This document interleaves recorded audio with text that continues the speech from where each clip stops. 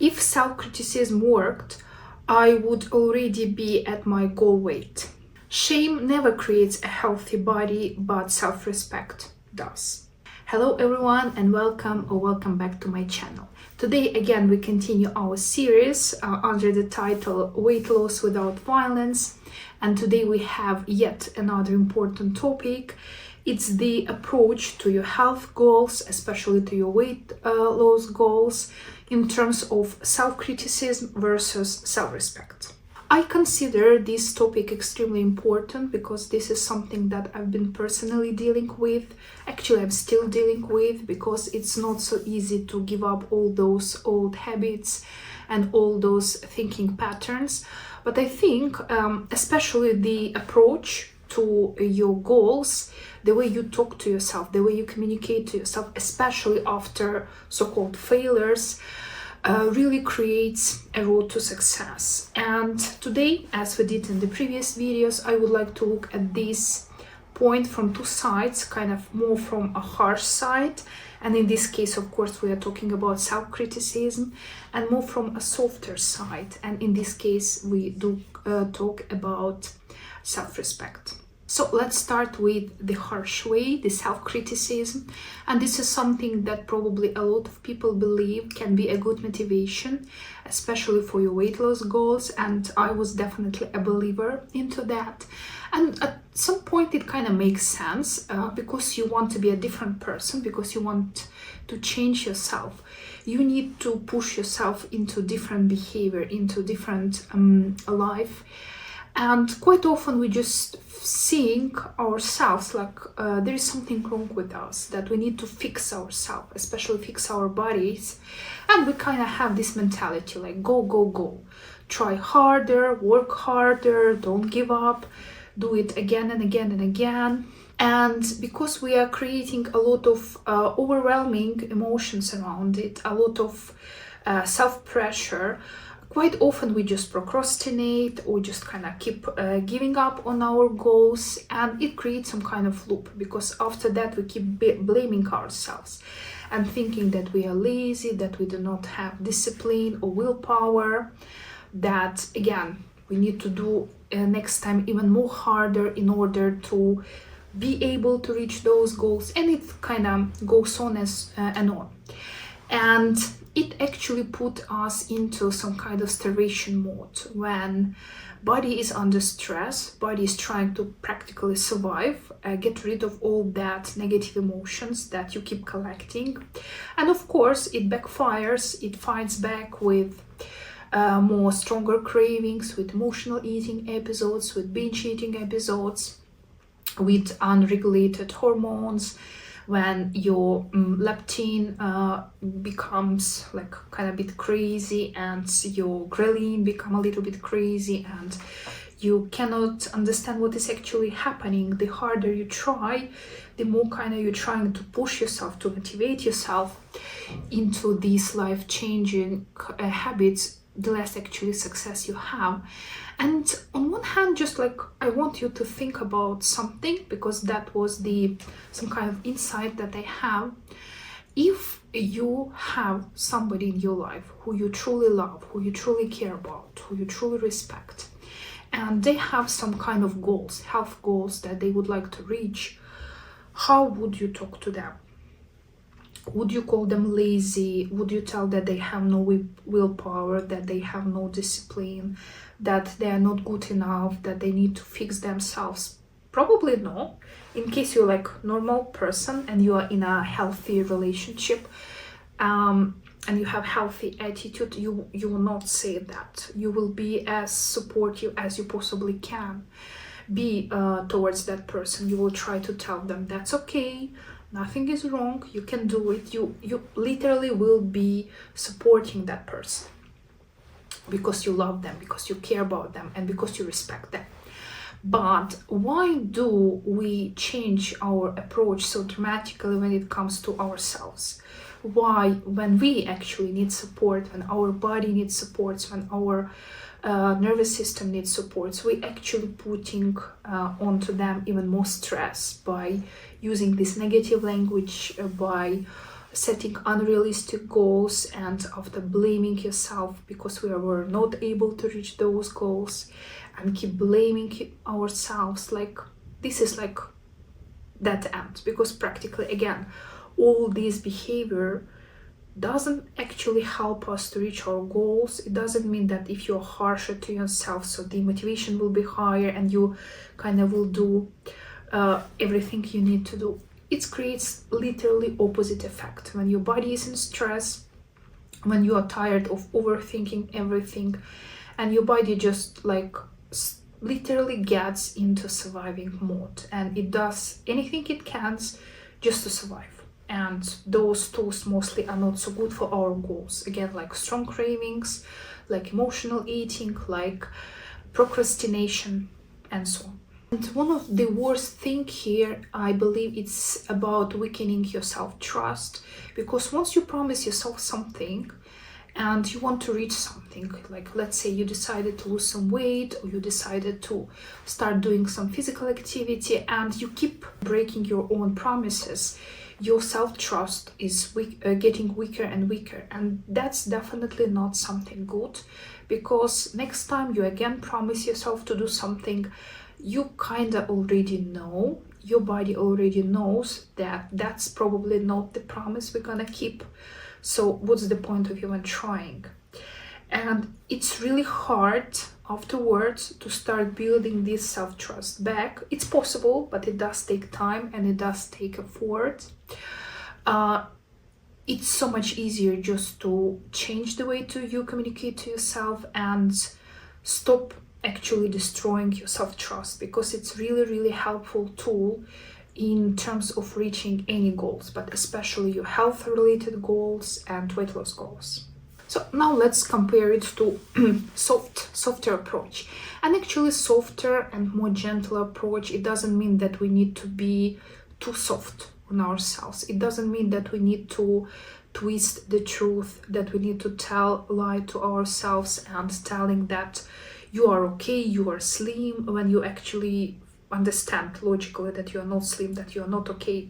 I mean, like in terms of your mental or in terms of your physical health, that you need some help, that you do need some changes.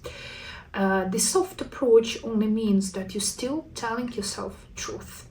You still accept the reality, you still accept what's happening, but you do it without cruelty to yourself, you do it without violence. And it practically means that you start caring about yourself, you start respecting first of all yourself, and you adjust your habits, your desired habits based on that. For example, if on some day you didn't have a good night's sleep, if you feel tired, if your energy level is low, it doesn't mean that you need to push yourself into hard workout.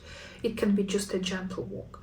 If you have pain, maybe you have some issues with your knees or joints, like I recently have, it doesn't mean that you still need to push yourself and go to the gym, or still need even push yourself and go for that walk.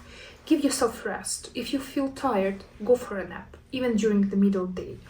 Give yourself time to recover, give yourself time to rest. And I cannot highlight how important it is to give yourself recovery, because when you are procrastinating, you are not recovering, because even though you still literally doing nothing, you still keep talking to yourself, you still blaming yourself that you're doing nothing, you're still overthinking the process, so you're not resting, you just going deeper into that already like chronic stress. Resting is like literally allow yourself to rest, give yourself permission to rest, to sleep, to watch your favorite movie, to go for a soft walk, something that will be really like a resting experience for you. And you need to understand yourself what is rest for you, something that you kind of feel that your energy level is getting higher, that you are recovering. And again, important is stop overthinking it. Remember that if you give yourself rest, if you can recover, you will reach so much better than you keep constantly pushing yourself without giving yourself a rest, because you are thinking that you are not good enough yet, that you haven't reached your goals yet. Actually, the less energy you have to reaching all those goals. Also, And being gentle, it's mean actually to choose clothes that fit you right now. Not your future self, not your perfect self, but the clothes you can wear now. And for me, it was like a big thing because I already have a huge collection of things that I cannot fit into, and I still cannot throw them away because I spend so much money on them. And I used to go for shopping. I find things that I like and I buy them a couple of sizes smaller. I'm buying it for my future self, for my future body. But for my current body, I typically buy something cheap, very simple, oversized, because it doesn't matter. It's like kind of just temporarily. I will wear it for a short period of time, and after I will be wearing this more quality, more like fancy clothes. But it's not fair.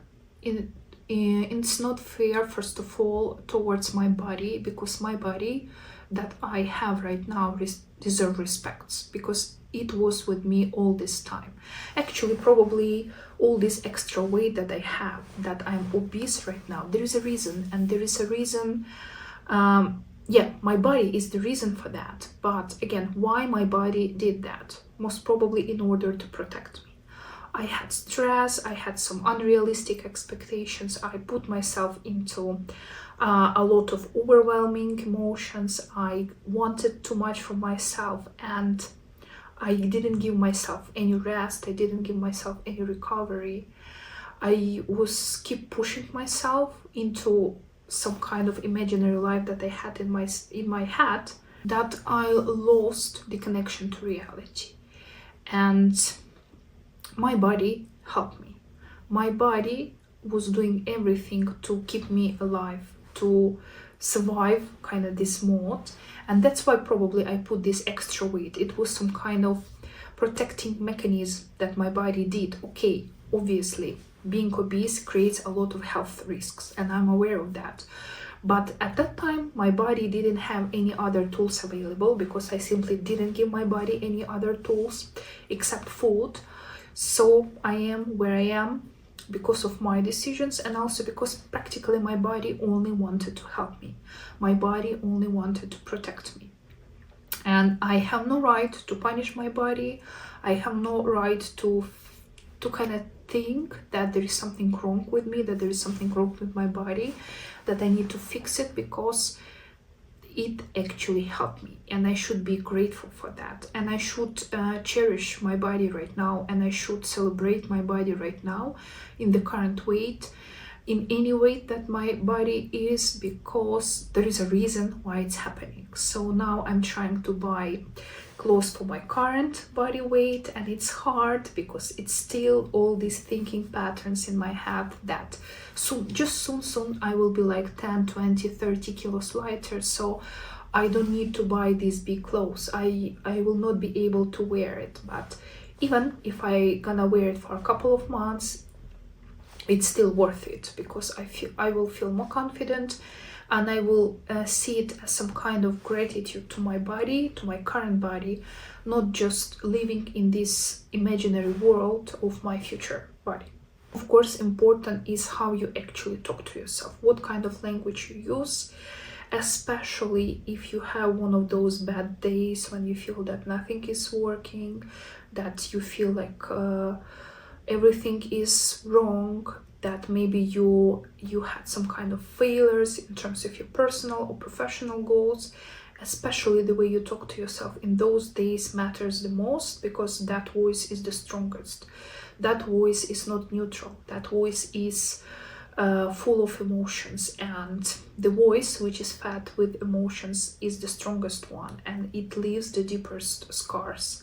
It also has the deepest healing power. And if we especially careful with the words we're using, with the attitude we have, first of all, towards ourselves, towards our goals, towards our body, it will significantly influence the results and actually the process itself. Now also I would like to share my personal experience here, how this kind of shift happened in my mind in terms of going from self-criticism to self-respect. And again, I'm only sharing my personal story, something that worked for me, something that's still working for me, because this is not the end of my journey. Obviously, I'm still working on that. But I think it might be useful for those people who are also dealing with similar issues, because even in my environment, I see that self-criticism is still kind of winning over self-respect, and there are different reasons why it's happening. We have different life experiences, families, etc. But I think it's really important to start changing how you talk to yourself. What I would recommend to start with, this is something that I started doing first when I started dealing with these issues, it's to ask yourself a question. If I truly respect myself, what I would do now in terms of my goals. And we are not thinking about some dramatic changes, we are not thinking about like becoming a different person, we are not thinking about something big. Obviously, we are avoiding perfection, we are just honestly thinking. If I now truly respect myself, what would I do right now? And it can be a very simple step, something like a balanced meal, something like a walk outside, something like a nap, something like just making a cup of coffee or tea and just sit and watch a favorite movie, go for a walk, again, go and buy yourself something. Do something that you really wanted to do for a long time just for yourself, but you will keep postponing it because of other responsibilities that you have in your life. Kind of do something for yourself, because self-respect actually shows not in just the language that you are using, even though it's also important, but first of all in those small actions. When you choose not to watch a TV serial that you've been watching hundreds of times while you are eating your chips, but actually you decide to go for a walk and catch some sun and just kind of do something for yourself. When you decide not to do something in order to please somebody else, but you choose yourself. When you say no to other people, but you say yes to yourself. When you allow yourself to have a midday nap, even though you have lots of work to do, because you now understand you have low level of energy and you would like to recover.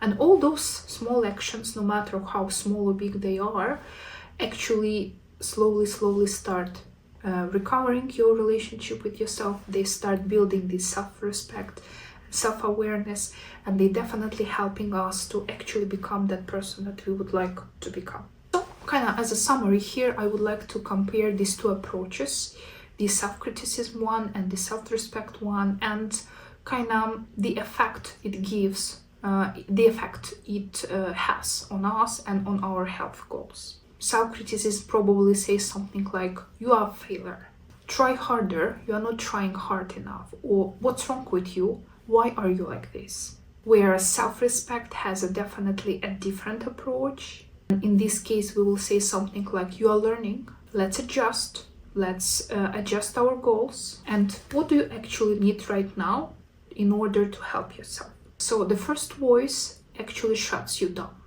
and the second voice helps you keep moving. I would like to share a couple of practical tools that I'm using now regularly in order to support my self-respect, because this is something that I do not have yet, like in automatic mode. I still need to keep growing it because it's not something as my habit.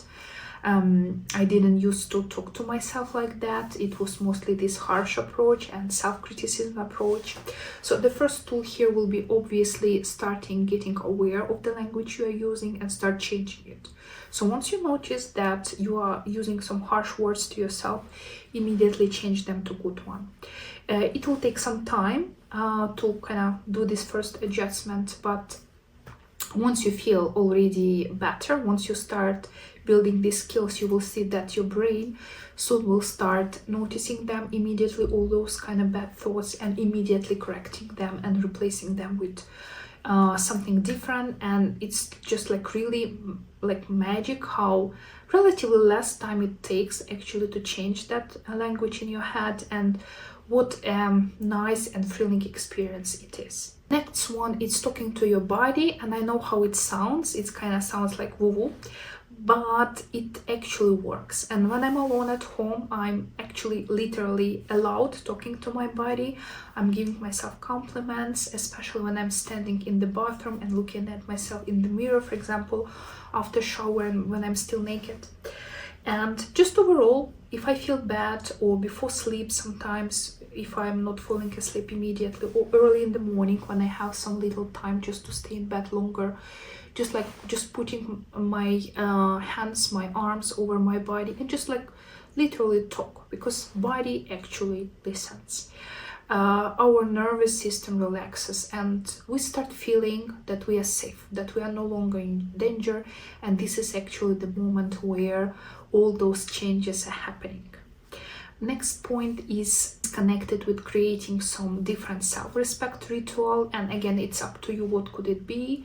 Me personally, now I'm doing more intensive self-care routine, especially for my face, because it's not something as my habit, and since I'm almost 40 already, I do think that I need to start caring about my skin more, my face skin and also my body skin. So I bought already all these different serums and other stuff like moisturizers, etc. And now I'm just trying to be consistent with that in terms of my morning routine, the products that I'm using.